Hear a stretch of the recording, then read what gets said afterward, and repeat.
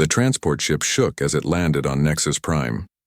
Lee Dae-ho pressed his face against the small window and saw the massive buildings of the Galactic Defense Academy for the first time.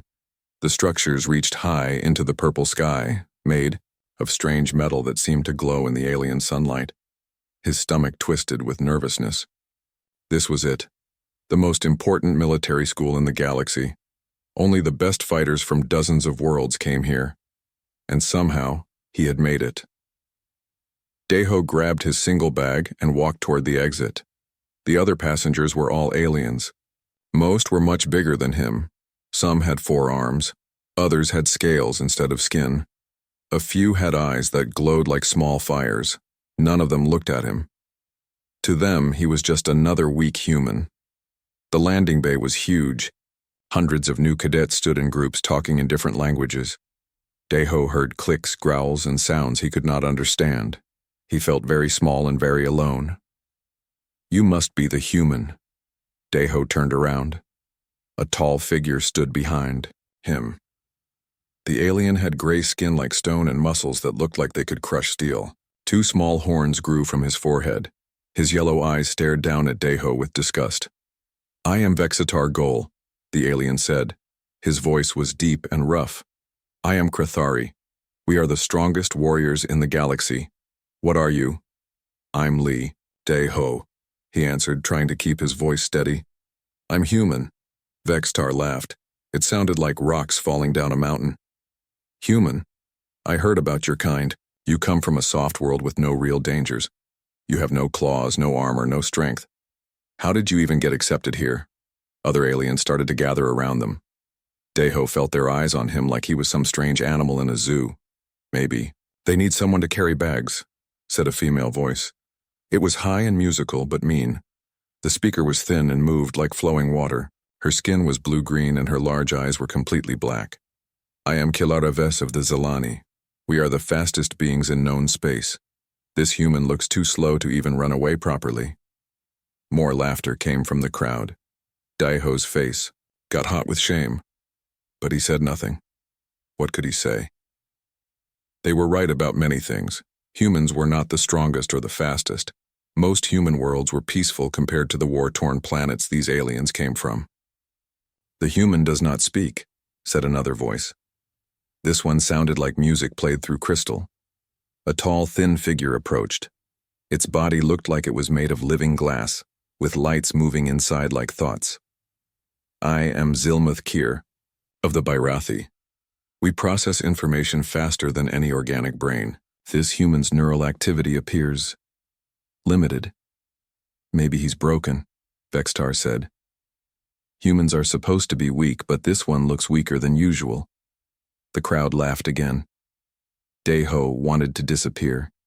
He wanted to go home to Earth, to his family's small apartment in Seoul, but he had come too far to give up now. Leave him alone. Everyone turned to see who had spoken. Another human walked toward them. He was older than Dae-ho, maybe 25, with kind eyes and a confident walk. "I'm Kim Jae-min," he said to Dae-ho. "Engineering track 3rd year. You must be the new guy." "Yes," Dae-ho said quietly. "Lee Dae-ho." Jae-min looked at the aliens around them. "Don't you all have somewhere else to be? Like learning how to pass?" "Your classes." Vexitar's eyes flashed with anger. "Watch your words, human. On my world, such disrespect means death." "Good thing we're not on your world," Jae-min said calmly. "Here, disrespect just means you're being rude." The big alien stepped forward, his hands making fists. But before anything could happen, a loud sound filled the air. It was deep and commanding like thunder. "All cadets report to Assembly Hall immediately." The aliens scattered quickly. Even Vexitar seemed eager to leave. Soon, only Dae-ho and Jae-min were left in the landing bay. "Thanks," Dae-ho said. Jae-min smiled. "Don't mention it, but I have to warn you. This place is going to be harder than anything you've ever done. The aliens aren't just being mean. They really don't think humans belong here." They walked toward the main building together. The halls were wide and tall, built for species much larger than humans. Strange symbols covered the walls, probably writing in alien languages. How many humans are here? Daeho asked. Including you? 3. There's you, me, and Park So-young. She's in tactical communications. We're like a tiny club. Only 3 in the whole academy? Only 3 in the whole history of the academy, Jaemin said. Most species think humans are too new to space travel, too soft, too weak. They think we only survived on Earth because we got lucky. They entered the assembly hall. It was enormous, with seats for thousands of cadets. Most of all, the seats were filled with aliens of every shape and size Daeho could imagine. The 3 humans sat together in a small section, looking very out of place. A massive figure walked onto the stage. It was Kratari, like Vextar, but much older and covered in scars. One of its horns was broken. Its left arm was made of metal instead of flesh. I am Commander Torvin Krax, the figure announced.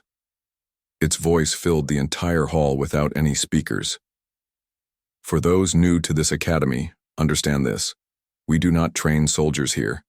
We create warriors. We forge the defenders of civilized space. The commander's eyes swept across the crowd. Each of you comes from a warrior species.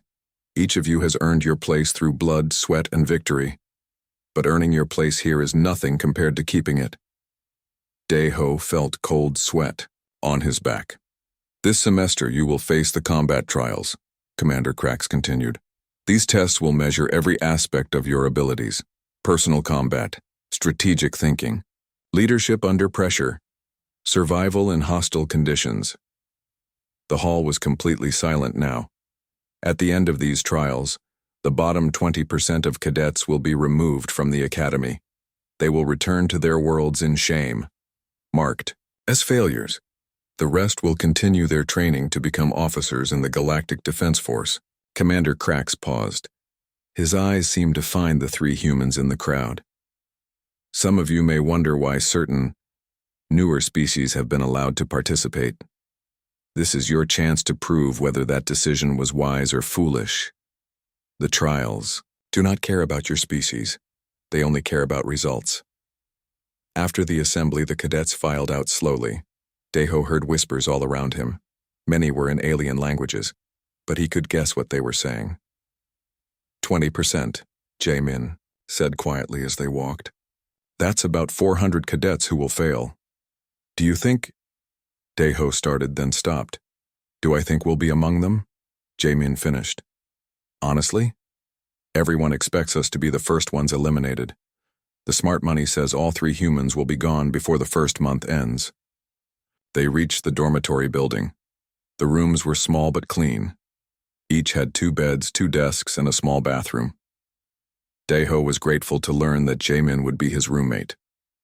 As they unpacked their few belongings, Jaemin continued, talking. The thing is, these aliens have never seen humans fight before. They know we're not as strong as Krathari or as fast as Zilani. They know we can't process information like Barathi, but they don't know what we can do. What can we do? Daeho asked. Jaemin smiled. That's what we're going to find out. That night, Daeho lay in his bed staring at the ceiling. Through the thin walls, he could hear alien voices talking and laughing. Some sounded like they were already planning their future military careers. Others were probably making bets about how quickly the humans would fail. He thought about his family back on Earth. His parents had been so proud when he was accepted to the academy. His little sister had made him promise to become a space hero like in the movies. Now, surrounded by beings who could probably tear him apart with their bare hands, that promise seemed impossible to keep. But Daeho had not come this far to give up easily. Tomorrow the real test would begin. He would show these aliens that humans might be different, but different did not mean weak. He fell asleep with that thought in his mind, not knowing that his journey would change not just his own life, but the way the entire galaxy viewed humanity. The first combat trial began at dawn. Daeho stood in line with 200 other cadets in the academy's main training ground. The area was huge, with different sections for different types of tests. He could see obstacle courses, fighting, rings, and strange machines he did not recognize. First test is pure strength, announced instructor Bolram Kex, a massive Krathari with arms like tree trunks. You will lift, carry, and move objects. Your score depends on how much weight you can handle. Daeho watched as the alien cadets took their turns. Vexitar Gol lifted a metal bar that weighed as much as a small car. Other Krithari cadets did, almost as well. Even the smaller alien species could lift twice what a strong human could manage. When Daeho's turn came, he struggled to lift half of what Vexitar had managed. The bar felt like it would crush his shoulders. Around him, alien cadets whispered and pointed. Some laughed. Pathetic, Vexitar said loudly. I could lift that weight with one hand. Instructor Bolram wrote something on his tablet. His expression was not mean, but it was not kind either. Next, he called. The speed trials were even worse. The course was a straight line with obstacles to jump over or crawl under. Kilara Ves moved so fast she looked like blue lightning. Other Zelani cadets were almost as quick. Their long legs and flexible bodies made the obstacles look easy. Daeho ran as hard as he could, but he was slower than even the weakest alien. By the time he finished, most of the other cadets had completed the course twice. Maybe humans are better at walking than running, Kilara said with a musical laugh. Very slow walking. The tactical simulation test was held in a large room filled with computers and screens. Each cadet had to solve military problems using maps, troop numbers, and resource limits. The goal was to win battles using the least amount of time and materials. Daeho sat at his station and looked at the first problem. An enemy force was attacking a city. He had to decide how to defend it with limited soldiers and weapons. Before he could finish reading the problem, a Bairathi cadet named Pelthar Vin had already submitted his answer. The crystal-like alien's body flashed with different colors as he processed information faster than any computer. Solution optimal, Pelthar announced. Enemy force defeated with 0 friendly casualties. Time to completion, 47 seconds. Other Bairathi cadets finished almost as quickly. Their crystal bodies sparkled as they calculated perfect strategies. In moments, Daeho took 15 minutes to solve his first problem. His answer was good, but not perfect. By the time he finished, the top Bairathi cadets had solved 10 problems each. Perhaps the human would be more suitable for support duties, said Instructor Zalmoth Kreen, a tall Bairathi with a voice like breaking glass. Combat requires rapid decision-making. This performance suggests limitations. The words stung, but they were not wrong. In every test, Daeho was near the bottom of the class. Other cadets stopped looking at him as competition. They talked about him like he was not there. I don't understand why they let humans in, one alien cadet said during lunch. They can't fight, they can't run, they can't think fast enough for real combat. Daeho ate his meal in silence. Jaemin and Park So-young sat with him, but even they looked worried. Park So-young was a small woman with sharp eyes and quick hands. She worked with communication equipment and tactical planning. Don't let them get to you, she said quietly. These tests only measure one thing at a time. Real combat is different. Is it? Daeho asked. Because I'm failing everything. You're not failing, Jaemin said. You're just not winning the way they win. But I've been watching you. You notice things they don't. Like what? Like how Vexitar gets angry when he can't solve a problem with strength. Or how the Zelani panic when they're trapped in small spaces. Or how the Bairathi stop working when they don't have enough information. Daeho had noticed those things. During the tactical simulation, he had seen a Bairathi cadet freeze completely when given a problem with missing data. The alien just sat there, lights flashing in its crystal body, unable to make any decision at all. He had also watched Krithari cadets during obstacle courses. When they came to barriers they could not break through, they got frustrated and made mistakes.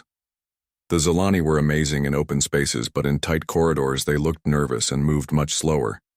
Every species has weaknesses, So-young said. They're just very good at hiding them. That afternoon, there was a team exercise. Mixed groups of cadets had to work together to capture a flag from the center of a maze. Each team had members from different species. Daeho was put in a team with Koltar Vex, a young Krithari, Silara Keth, a Zelani scout, and Mordin Zal, a Birathi strategist. None of them seemed happy to have a human on their team. "This is simple," Morden said, his crystal body flashing with blue light. "I will calculate the optimal path to the center. Silara will scout ahead quickly. Koltar will break through any barriers the human can follow behind and try not to slow us down."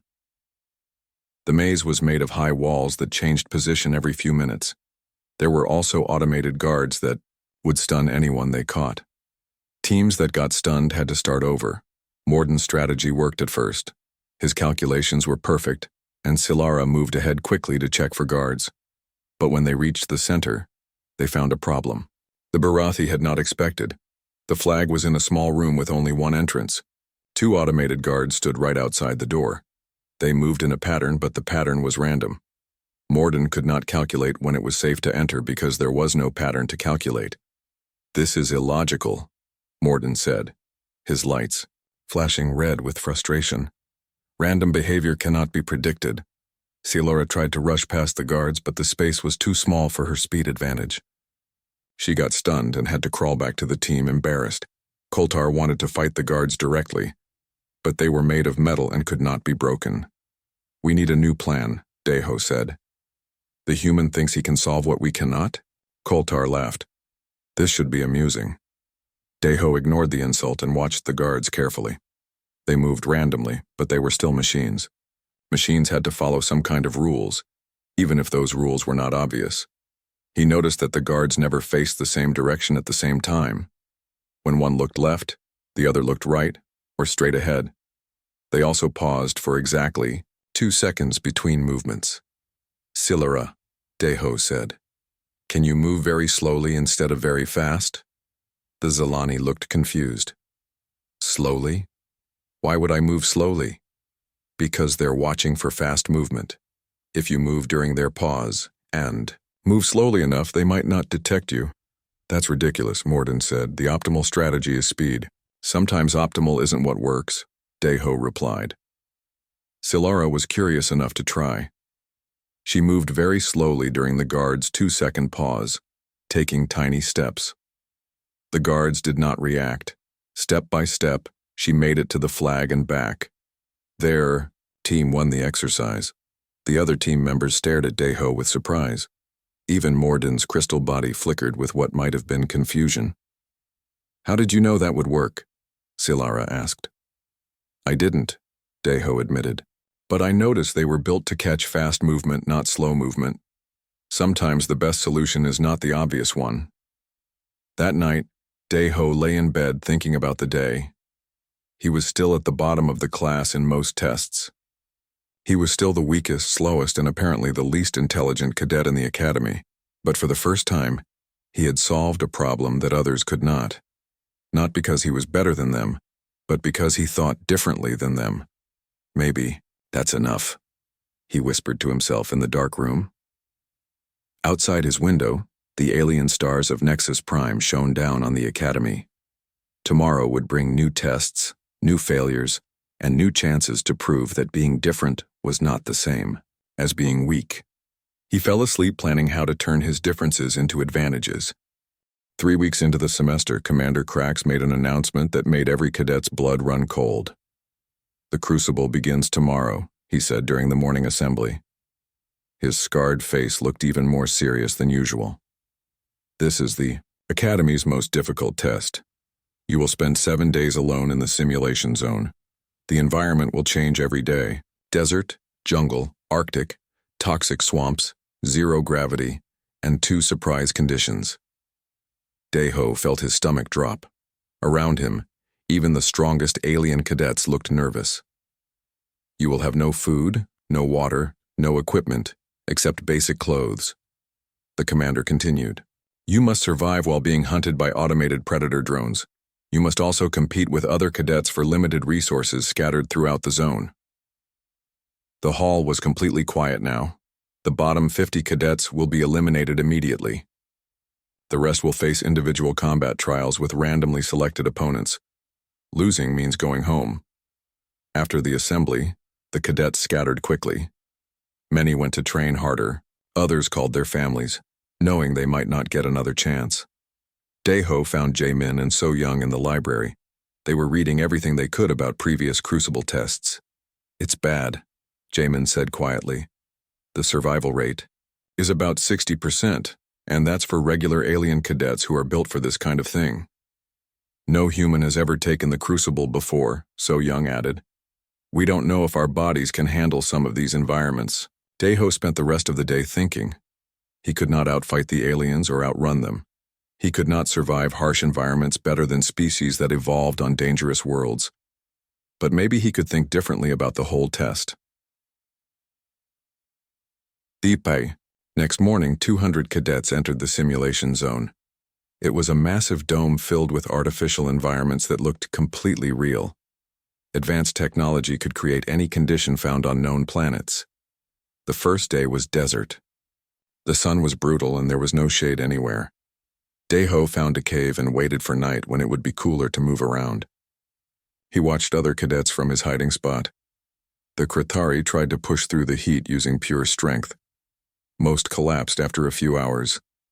The Zalani ran fast to find water, but they used up their energy quickly in the heat. The Bairathi calculated the most efficient paths to resources, but they had trouble when the environment changed faster than they could adapt their plans. Daeho moved slowly and carefully. He found small amounts of water in unexpected places, morning dew on rocks, moisture in plant roots, even some trapped in shallow caves. It was not much, but it was enough. On the second day, the environment changed to jungle. Thick trees blocked. Most of the sunlight and dangerous plants grew everywhere. The air was so humid it was hard to breathe. This time, the Zalani had an advantage. They could move through the trees quickly, but they made noise that attracted the predator drones. Daeho heard the sound of stun weapons in the distance as cadets were eliminated. He moved through the jungle differently. Instead of trying to be fast or strong, he tried to be quiet and invisible. He used mud to hide his scent and wrapped leaves around his body to blend in with the plants. When a predator drone came near, he stayed completely still.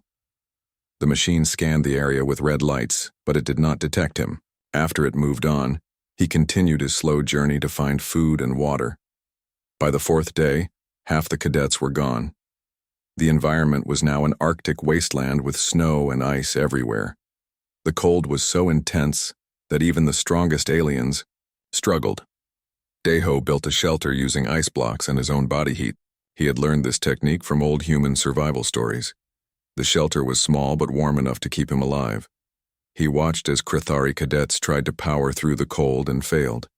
Their massive bodies lost heat too quickly. Zalani. Cadets tried to run to warmer areas but could not find any. Bairathi cadets calculated perfect strategies for staying warm, but their crystal bodies conducted cold too well.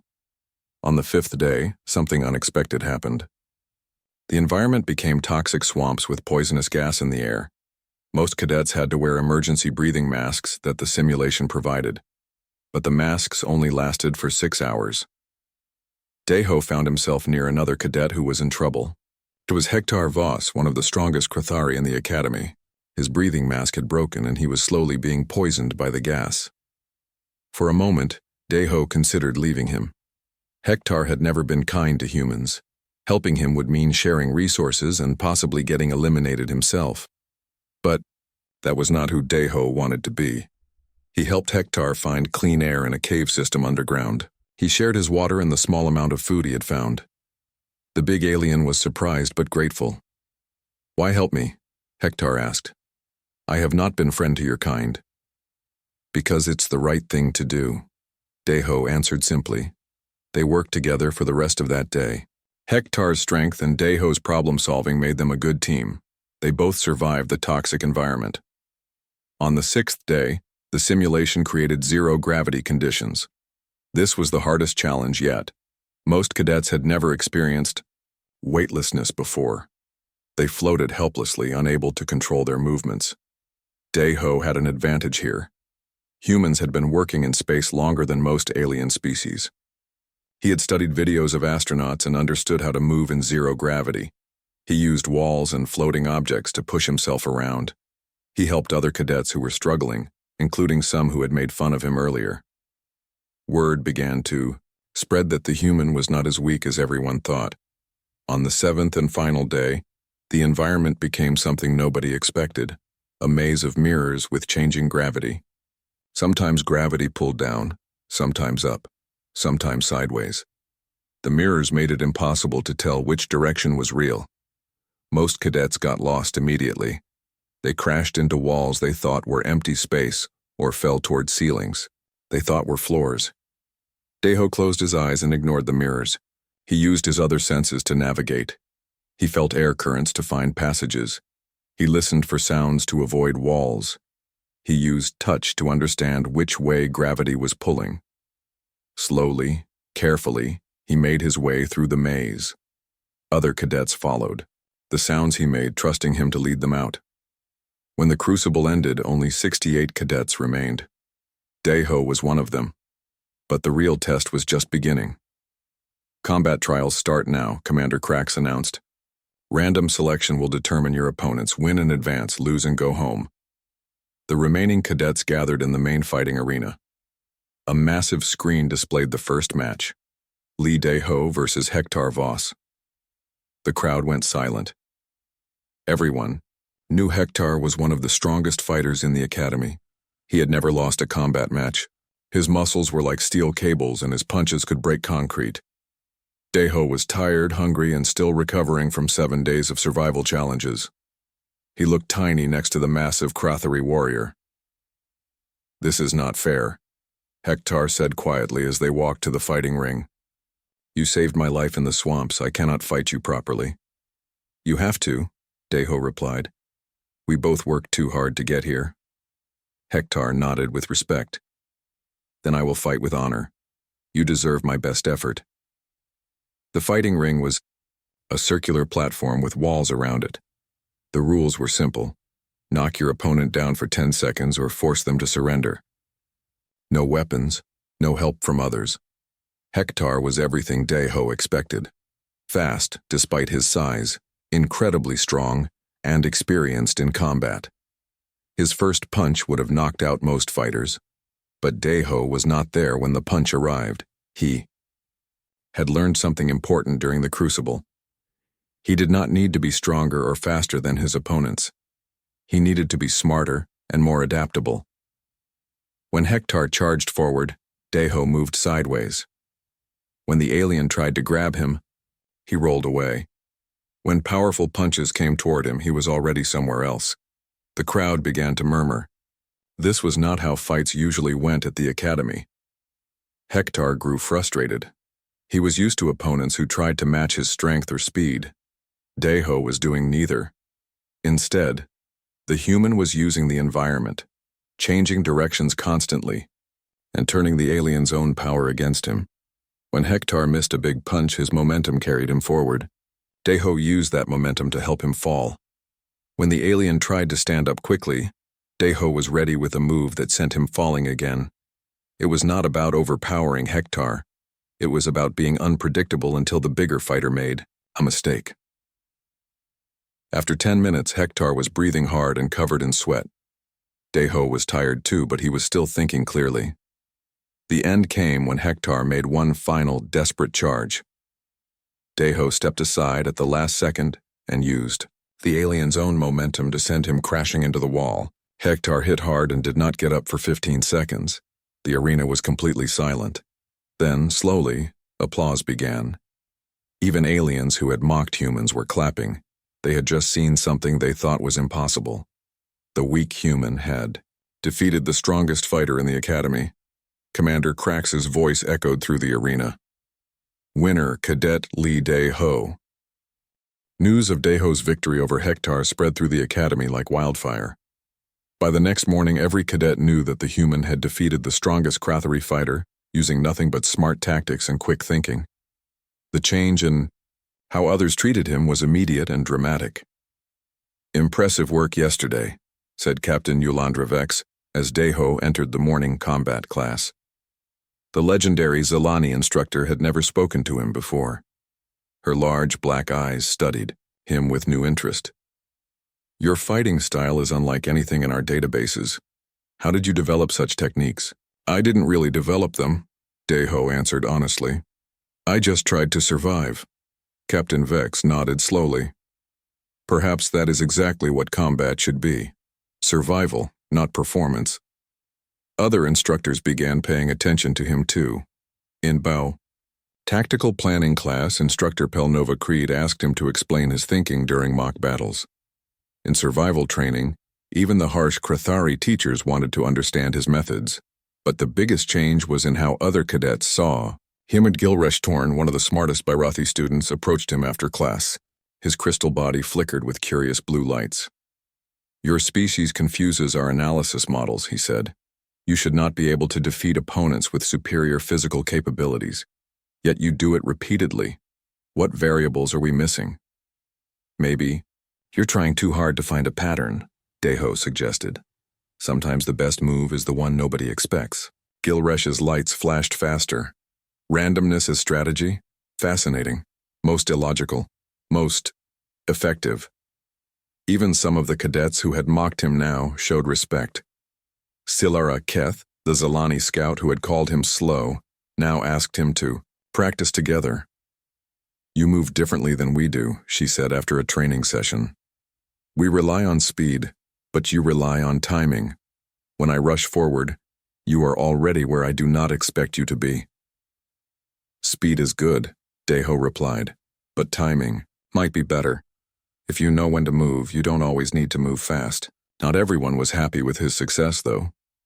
Vextar Gol watched from across the training ground, his yellow eyes burning with anger. The defeat of his friend Hektar had embarrassed all the Krathari cadets. Some aliens were starting to question whether strength was really the most important quality in a warrior.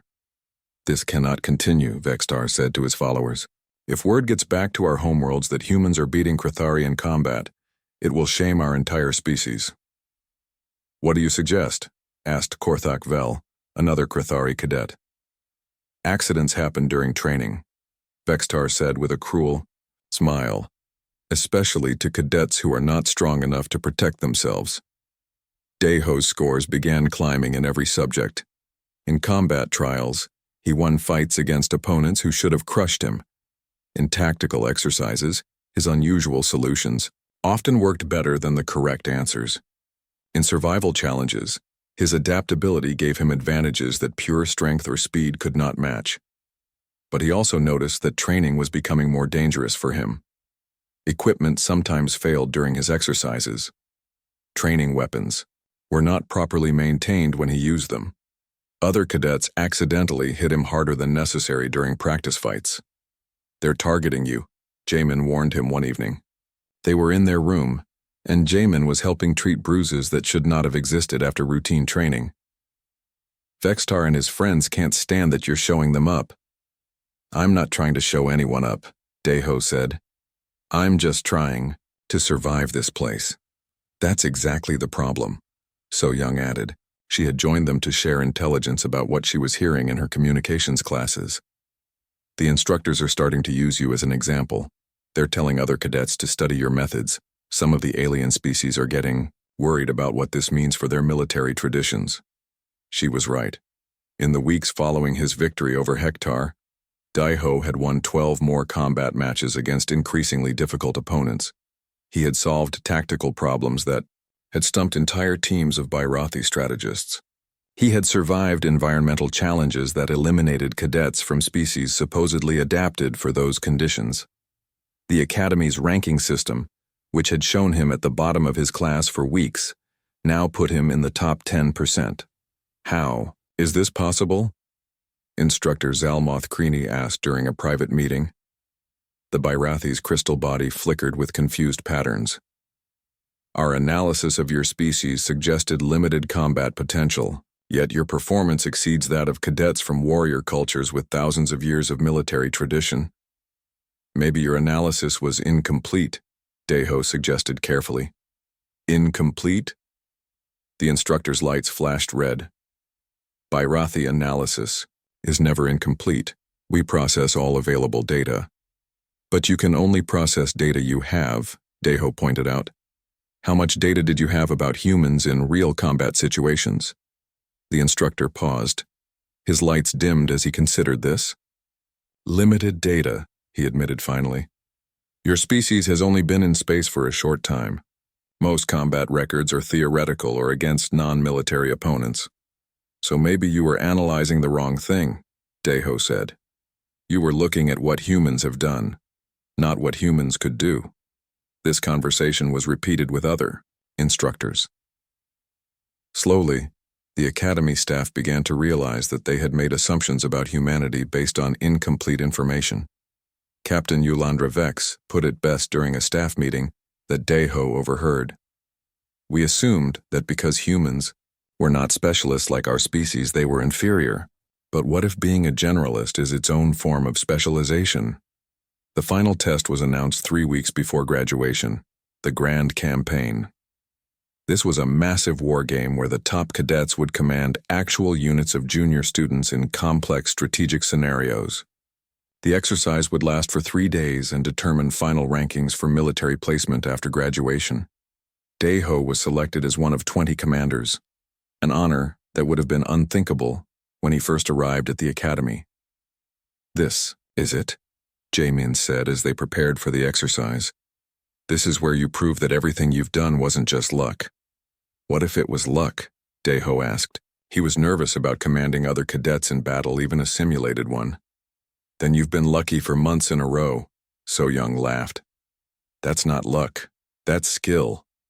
The Grand Campaign would pit the 20 commanders against each other, in shifting alliances and changing objectives. Each commander would lead a mixed unit of 30 junior cadets from different species. Victory would require not just tactical skill, but leadership ability and adaptability. Deho's unit included Krathari heavy assault specialists, Zilani scouts, Barathi analysts, and a few junior human cadets. Looking at them, he realized that none of these students would have chosen to serve under human command if they had been given a choice. But they had not been given a choice. And now, he had to prove that he could lead them to victory against commanders who had been training for their entire lives. Listen, he told his unit during their first meeting. I know most of you think humans don't belong in combat leadership. A few months ago, I would have agreed with you. But I've learned something here. Being different isn't the same as being wrong. He looked at each of them. You all have amazing abilities that I'll never have. But I might see ways to use those abilities that you haven't considered. If you trust me, we might surprise everyone, including ourselves. The Krathari cadets looked skeptical. The Zilani seemed doubtful. The Barathi were clearly running probability calculations in their heads, but they nodded. They would give him a chance. The Grand Campaign would begin at dawn. Deho spent the night planning, knowing that this would be his final chance to prove that humans deserved a place among the galaxy's military elite. Win or lose, tomorrow would change everything. Dawn broke over the massive training ground as 20 commanders prepared for the Grand Campaign. The area covered 50 square kilometers of artificial terrain, cities, forests, mountains, and deserts, all created for the most realistic war game in the galaxy. Deho stood with his mixed unit of 30 cadets. Around them, other commanders gave final orders to their teams. He could hear Vex Targol shouting commands in the harsh Krathari language. Kalara Ves moved like liquid as she positioned her scouts. The Barathi commanders flickered with rapid calculations as they processed thousands of tactical possibilities. Remember, Deho told his unit quietly, we're not trying to be the strongest or fastest or smartest. We're trying to be the most adaptable. When the situation changes, we change with it. The first day's objective was simple: capture and hold 3 strategic points while preventing other teams from doing the same. Points were awarded for successful captures, successful defenses, and eliminating opposing units. Most commanders used predictable strategies. Krathari leaders sent their heavy assault teams directly at targets. Zilani commanders used hit-and-run tactics with lightning raids. Barathi leaders calculated optimal approaches and executed them perfectly. Deho did something different. He sent his Krathari cadets to defend positions instead of attack them. Their strength made them nearly impossible to dislodge once they were dug in. He used his Zilani scouts not just for reconnaissance, but as communication relays between widely separated units. His Birathi analysts worked in real time to adapt to changing battlefield conditions instead of just following pre-calculated plans. Most importantly, he mixed species in ways that other commanders never considered, Krathari and Zelani working together. Birathi providing instant tactical analysis to frontline fighters. By the end of day 1, his unit had captured 2 strategic points and successfully defended both against multiple attacks. Other commanders were starting to take notice. The human fights like no species we have studied, Captain Yolandra Vex reported to the observing instructors. His tactics should not work, but they consistently produce results. Day 2 brought a new challenge. The objectives changed every 2 hours. Just when commanders thought they understood the mission, new orders would come that completely altered what they needed to do. This chaos destroyed most carefully planned strategies. Birathi commanders found their calculations useless when the basic parameters kept changing. Krathari leaders became frustrated when brute force could not solve rapidly shifting problems. Zelani commanders excelled at adapting quickly, but their units could not keep up with constant changes in mission. Deho's unit thrived in the chaos. New orders, he announced during the 4th objective change. We need to rescue hostages from the mountain facility while simultaneously defending the river crossing.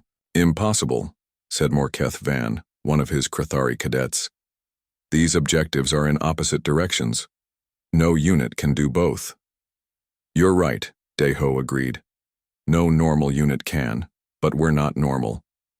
He split his force into 3 groups that could operate independently but support each other when needed. The rescue team combined Zelani speed with Krathari strength. The defense team used Birathi analysis to predict enemy movements. The command team moved between objectives, providing support wherever it was needed most. Other commanders watched in amazement as Deho's unit successfully completed both objectives, while their own forces struggled with just one. How does he do it?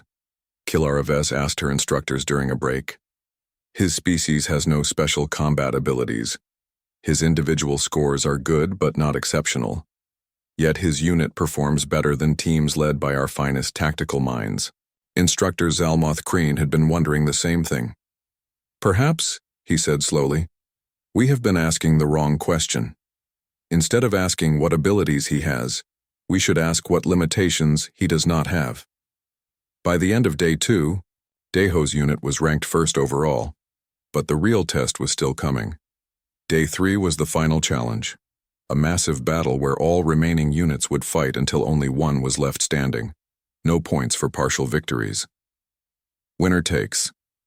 All the battlefield was a ruined city with multiple levels, underground tunnels, and changing environmental conditions. 19 commanders would bring everything they had learned to eliminate Deho and his mixed unit. They will all target us first, Gilresh Torn, his Birathi analyst, warned him. Probability suggests coordinated assault from multiple directions. Good, Deho said, surprising everyone. If they're all focused on us, they're not watching each other. The battle began at noon. As predicted, multiple units immediately moved to attack Deho's position. Vextargol led a direct assault from the north. Kilaraves brought her scouts through the tunnel system. 3 other commanders coordinated attacks from different directions. Any normal unit would have been overwhelmed in minutes. But Deho had prepared for this. Instead of trying to hold a fixed position, his unit became fluid. They moved through the ruined city like water, never staying in one place long enough to be pinned down. When Vextar's assault force reached their last known position, they found empty buildings. When Kilara's scouts emerged from the tunnels, Deho's team was already somewhere else. Where are they? Vextar roared in frustration. His answer came from an unexpected direction. Deho's unit had circled around to attack the commanders who were attacking him. While everyone was focused on hunting the humans were hunting them. One by one, the other units found themselves caught in traps they had not seen coming. Commanders who thought they were the hunters discovered they had become the prey. The key was that Deho never fought the way his opponents expected. When they expected him to defend, he attacked. When they expected him to attack, he disappeared. When they thought they had him cornered, he was already behind them. "This is impossible," Kilara Vess said as her unit was eliminated by a perfectly coordinated ambush. "How can he be everywhere and nowhere at the same time?" As the afternoon wore on, the number of active units dropped rapidly. Commanders who had seemed unstoppable found themselves outmaneuvered by tactics they could not predict or counter. By evening, only 3 units remained. Vex-Tar's Krathari force, Gilnara Vess leading a mixed Zalani-Barathi team, and Deho's adaptable unit. The final confrontation took place in the city's central plaza as the artificial sun began to set. All 3 commanders knew that victory here would determine not just the grand campaign, but their future careers in the galactic military. Vex-Tar charged forward with typical Krathari directness, trying to use superior numbers and strength to overwhelm both remaining opponents. Gilnara used coordinated precision strikes, her Zalani and Barathi working together with calculated efficiency. Deho did something neither expected. He helped Gilnara's team fight off Vex-Tar's assault. "What are you doing?" Gilnara asked in confusion as Deho's unit provided covering fire for her retreat. "Winning," Deho replied simply. Vex-Tar's force was powerful but not flexible. By helping Gilnara survive the initial assault, Deho had prevented either opponent from gaining a decisive advantage. Now both remaining forces were weakened and wary of each other. In the final minutes of the battle, it came down to tactics versus brute force versus adaptability. Vex-Tar had strength. Gilnara had precision. Deho had the ability to change his approach when the situation demanded it. When Vex-Tar tried to overwhelm him with numbers, Deho scattered his forces and used guerrilla tactics. When Gilnara tried to outmaneuver him with speed and calculation, he became unpredictable and chaotic. The end came when both his opponents made the same mistake. They tried to corner him using their species' traditional strengths. Vex-Tar used brute force. Gilnara used tactical precision. Deho used their predictability against them. He let them think they had him trapped, then turned their own strategies against each other. Vex-Tar's charging assault ran directly into Gilnara's defensive positions. While they fought each other, Deho's remaining forces eliminated both weakened units from an unexpected angle. When the simulation ended, only Deho's mixed unit remained, standing.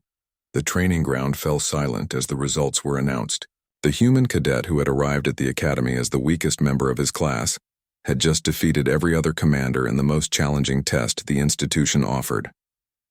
Commander Torvin Krax stepped onto the battlefield to address all the cadets and instructors who had gathered to watch the final battle.